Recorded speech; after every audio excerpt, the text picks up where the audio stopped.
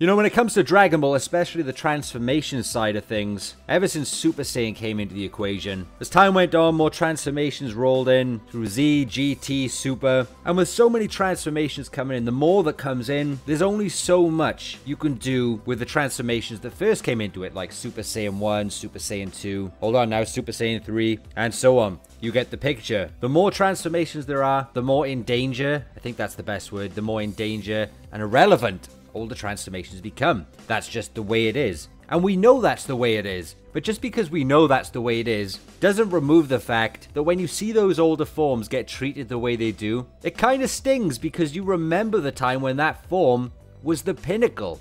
You remember the best times with that form. And when you read certain material, when you watch certain material, through the anime, through the manga, whatever, we're gonna see those forms hit the dirt at some point. Now, there are instances where you can make the older forms seem cool for a while, but it's inevitably going to lead to a new flagship form coming in that's going to take the glory anyway. I'll give you a perfect example: Super Saiyan God and Super Saiyan Blue. We know Super Saiyan God was a great form in Battle of Gods, but as the arcs went on, let's just talk about the anime first. As the arcs went on, Super Saiyan God was irrelevant. We didn't see it until the Tournament of Power, and even then, as soon as Kefla was formed, it got slapped around, and then Goku had to resort to Blue, and so on. But even in the manga, that sort of thing happened as well. Now, I know they tried to make use of Super Saiyan God in the Goku Black arc, and also a little bit in the Universe 6 arc to conserve stamina. And yes, they utilized a little bit, and you can respect that. But ultimately, at the end of the day, Blue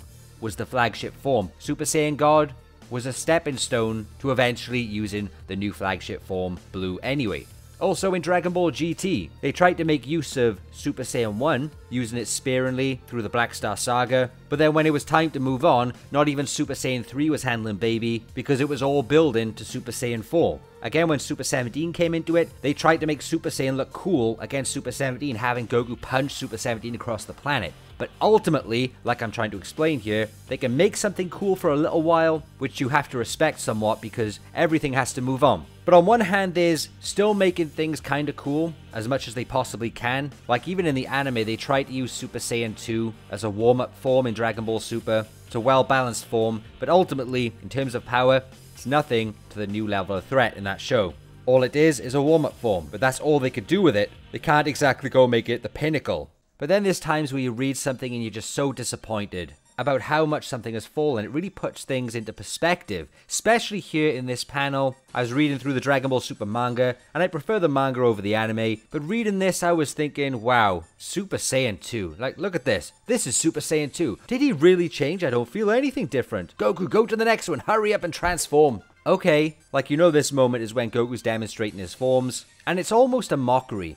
It's almost being written here as Super Saiyan 2 isn't that much different to Super Saiyan 1. For someone who doesn't know anything about Super Saiyans, yes, that's what they would say, that's the joke there. But we as Dragon Ball fans, we know the difference. We saw the difference. We were there during the Cell games, we read that, we watched that. We know how big of a deal Super Saiyan 2 is, or Super Saiyan 2 was. Or not even Super Saiyan 2 back then, just the Ascended Saiyan. And there's many more examples of how forms are made a joke of like this. In the comments below, leave me an example when they mock the forms, particularly Super Saiyan 2. I know even Bobbity did that. That's what made Super Saiyan 3 such a bigger impact. I think it all started there for Super Saiyan 2. But I think the panels here with Zeno and Goku, I think it's even more disrespectful. Rather than, oh, there's not much visual change there. Now it's like, no, just skip to the next one. Please move on.